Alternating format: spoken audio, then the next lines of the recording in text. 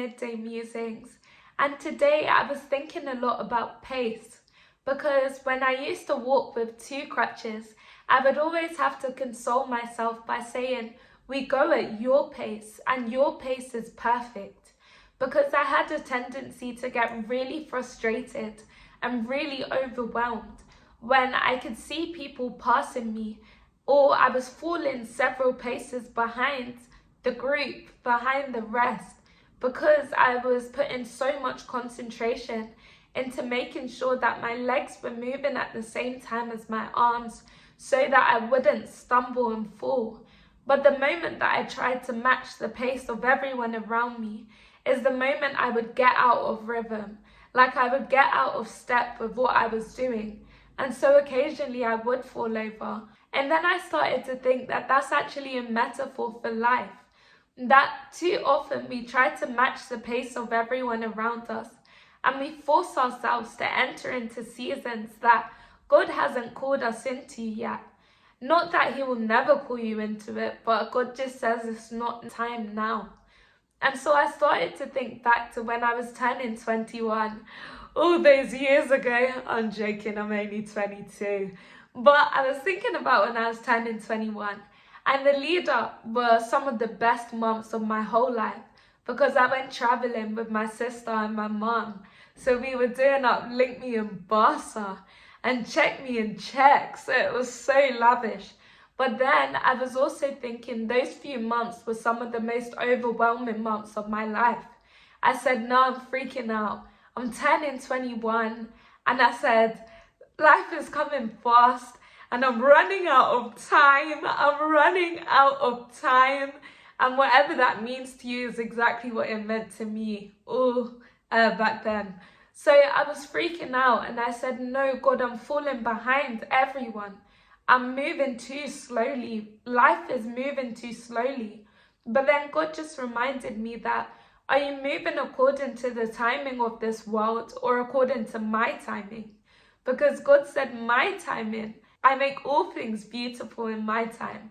But if you try to rush things prematurely, that's when you find it gets ugly. And so I started to think of an example that I always give to my friends. That say you have a 10-year-old who's really, really tall. So in a manual car, he can reach the pedals of the car. It would be wickedness to say to that 10-year-old, yeah, get in the car and drive. You can do it. You can do it, drive. Because the 10-year-old would end up wrecking the car alongside his own life. Because he looked like someone who could drive the car. He looked old enough. Maybe his friends, they drove cars, like they were old enough to do all these different things. But it would be unprecedented advice to get him into the car and make him drive. And so I thought that sometimes the pressures of this world would tell you, yeah, you're old enough. You can do it. Can't you see how everyone else is doing it? Yeah, you're falling behind everyone. Or you should have graduated by now. Or you should be married by now. Or you should have kids by now. And the world would drive you. But God says no, just as the 10-year-old was under the legal age. Could it be that God is saying, no, according to my timing, you're underaged? Yeah, the standard, the laws according to England and Wales would say, no, you're of an adequate age, like you can drive this car. But God is saying, no, you're underage according to my timing. So tranquilo. I'll make everything beautiful in your life, but it has to be according to my timing. You can't manufacture things because that's when it goes left. But God says, if you want it to be right, let me do it. I feel like that was so buzzy. Yes, it was. And then I was thinking the delusion of pace as well, because now that I can walk without crutches, I'd be walking with my sister and I walk really quickly. So I'd be walking really, really quick. But then I would say to my sister, guts, like, I'm really sorry, I'm gonna have to slow down because you're moving really fast. And my sister would say, I'm not the one who's moving fast. I'm trying to match your pace. You're moving really quickly, so I'm just matching what you're doing. And so I thought, whoa, the deception that I am trying to keep in step with the pace that I set. It's a pace that I set for my life. But I thought, no, I was moving at a pace that I couldn't sustain, that the momentum was carrying me, and I couldn't operate at that speed anymore.